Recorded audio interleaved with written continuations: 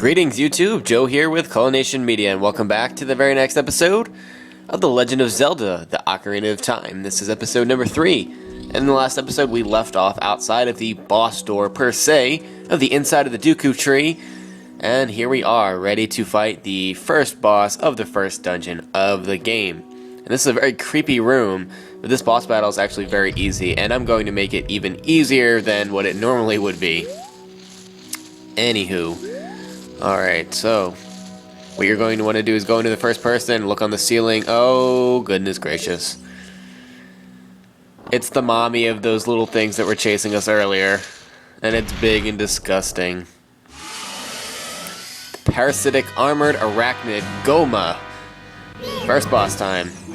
Gohma, it's one of the parasitic monsters inside the Deku Tree. Its eye is vulnerable when it's red. So that's what we're going to be looking for. Red eye, you're going to want to shoot it with a slingshot. Then you can pull out a Deku stick.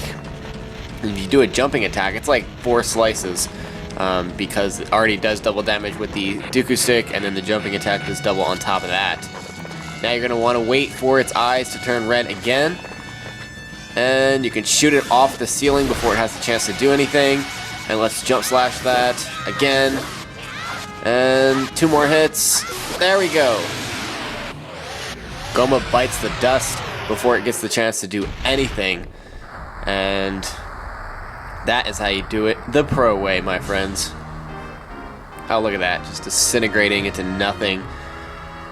Yes, you weren't much of an armored arachnid, were you? You forgot to put armor on your eye. You got a heart container. Your maximum life energy is increased by 1 heart. Your life energy will be totally filled. So now we have 4 hearts, as you can see on the upper left-hand corner of the screen, instead of the normal 3 hearts. And every time you beat a boss or you beat a dungeon, you're going to get a full heart container. The other way to get more health is by picking up the various heart pieces throughout the land. And once you get 4, you get a new heart container. Oh, it's the Deku Tree. What's up, man? You look sad. Thou hast verily demonstrated thy courage. I knew that thou wouldst be able to carry out my wishes. Now, I have yet more to tell ye. Wouldst thou listen? Of course we're gonna listen.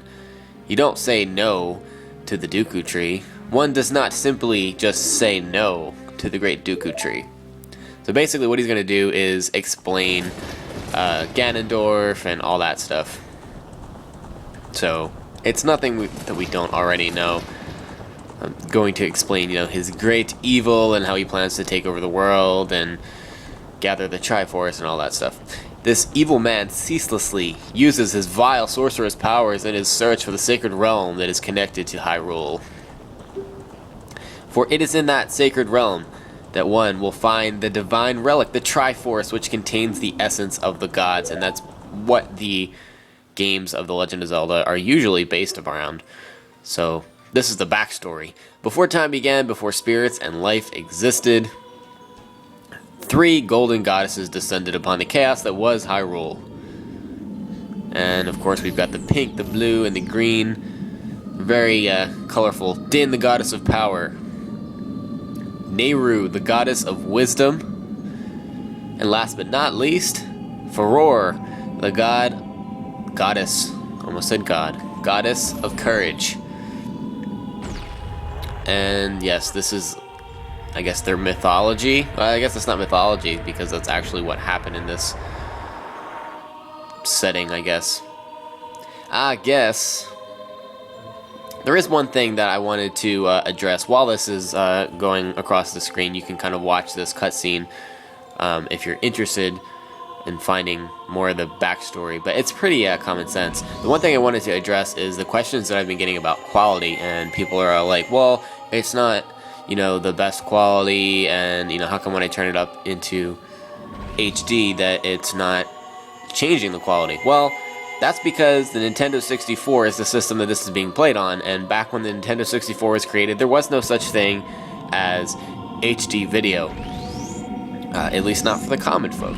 So, the N64 does not output in HD quality, in 1080p. So, as a result, while the file itself and the audio, audio section aside from the game, so my commentary, is in HD. The video quality itself is not in HD, if that makes any sense, but only the video quality of the actual game, not the specific video that you're watching. Anywho, that explains it. So I recommend using the lower quality other than 200 when you're watching this video on YouTube, because it'll just allow it to load faster because nothing else changes. Anywho, though your valiant efforts to break the curse were successful, I was doomed before you even started. I can't read. Yes, I will pass away soon. I've been able to tell you of these important matters. This is Hyrule's final hope. So the Great Deku Tree is going to pass away, which is really sad because we just went through all that trouble trying to save him, that fierce battle with Gohma, and then he just, after all that, he's still gonna just die, which is not cool. That's not okay by us. But we do get something out of it. We're going to get the Kokiri's Emerald, which is an awesome green stone, and the first of the 3 spiritual stones that we do have to collect from around Hyrule before we can become an adult. You got the Kokiri's Emerald. This is the spiritual stone of the forest, now entrusted to you by the Great Deku Tree. So we have 2 more dungeons that we have to go through as a child in order to obtain the other 2 spiritual stones and get into the Temple of Time. I entreat ye, Navi. Goodbye. And that is it for the Great Deku Tree. And oh yes, he gets like all rotted and yucky. We're all done here. You can go back inside of him, lols, if you need to go collect more gold skulltulas or anything like that. But because we're awesome, we got everything that we needed to in there, and we're off to Hyrule Castle next to meet up with Princess Zelda. Oh, get out of my way. Hey, Color Nation, what did you do? The Great Deku Tree, did he die? How could you do a thing like that? It's all your fault. That's all your fault. Who just disappears like that? Like, I want to just walk away angrily and just disappear and vanish into thin air. That'd be awesome. That'd be like the best. I don't know. I don't know where I'm going with that, but it's kind of badass to just be like, make your point and then walk away and disappear and nobody can follow you and argue with you. Okay, so this is the exit over here to Hyrule Field, which is an area that you need to become familiar with because you're going to be here so many times. Before we get there, though, one more thing. Oh, you're leaving. You just appeared out of nowhere, too. I saw that, green-haired lady. I knew that you would leave the forest someday, Color Nation, because you are different from me and my friends. Yeah, I'm actually cool. But that's okay, because we'll be friends forever, won't we? And ever, and ever, and ever. I want you to have this ocarina. Please take good care of it. And this is not the Ocarina of Time, so do not even think that for a second. The Ocarina of Time is blue and awesome, and this is a stupid fairy ocarina. But we actually do need it for now until we do obtain the actual Ocarina of Time. So this is going to have to do for now. We will have to take good care of it. And then once we get the Ocarina of Time, it kind of just disappears into thin air, and like we don't ever see it or use it again. He probably just throws it off a bridge somewhere. When you play my ocarina, I hope you will think of me and come back to the forest to visit. This is awkward, so I'm just gonna back away slowly and make my escape. Make my escape. That's right. She didn't even see that coming. Yeah, you just got ditched, Saria. You just got ditched. And I don't even care. I don't care. Alright, welcome to Hyrule Field. This is an awesome place. I love Hyrule Field. And there's even a really cool feature of the day and night. So like the time progresses. So every couple of minutes it'll change. And of course there are enemies at night that lurk in the darkness. that is Hyrule Field at night. Yeah, I was a badass and walked over that tree trunk. Hoot hoot!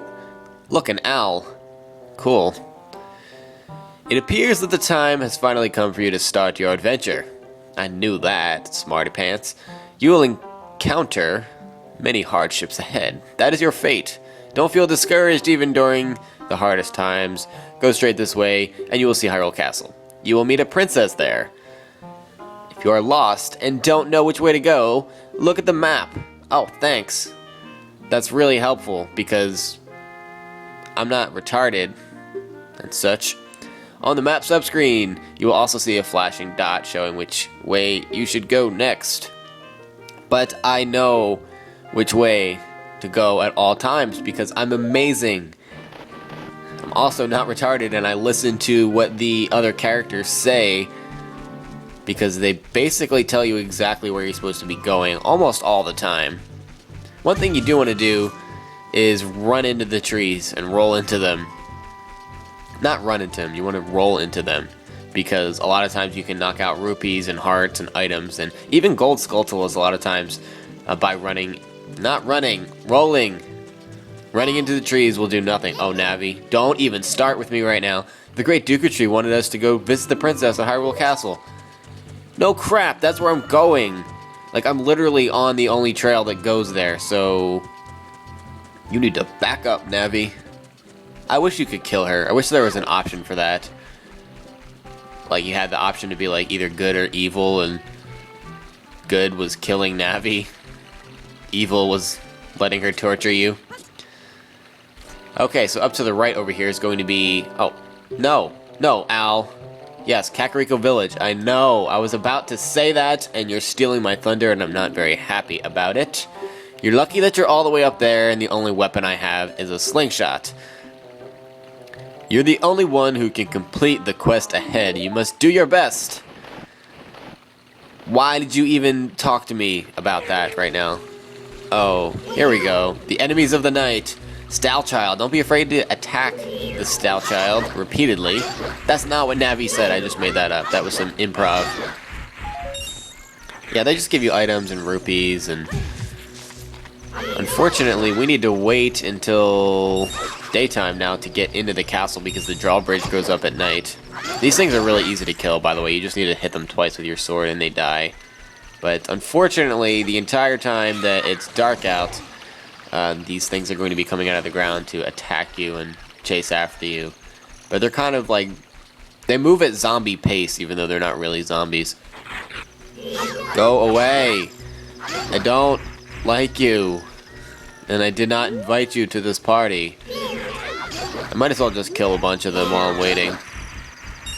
Get some sword practice in, get some rupees, especially because I've lost all of mine buying a shield. Oh, that was bad. Really? I can't believe I just got hit. You should never get hit by these things unless you just aren't coordinated anymore. Die. Die. Oh, giant one. It's still just a Stal Child though, so you don't have to worry about that. And it still dies in 2 hits. When the sun comes up and the rooster... wow. The rooster calls signaling the beginning of the day, they do die. So... well, they don't die, they just go back into the ground. Like that. Okay, the drawbridge should be coming down now, and we can get into Hyrule Castle Town, which is the only way to get over to where Princess Zelda is. Yay! Hyrule Castle Town. Alright, I'm going to stop here, guys. In the next episode, we're going to do a little bit of exploring of Castle Town, and then we're going to move on to the area where Princess Zelda is hiding and planning to take out Ganondorf. Thank you very much for watching, and stay tuned for episode 4. Game on.